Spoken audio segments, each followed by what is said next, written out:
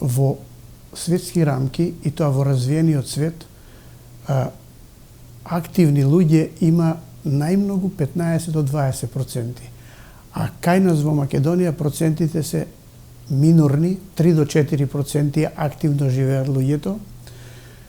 И наискрено речено, значи тука лежат сите проблеми, бидејќи не постои модус друг, или се живее активно или се живее пасивно.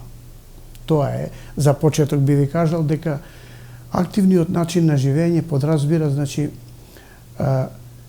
човекот да биде активен и ментално, и физички, и духовно.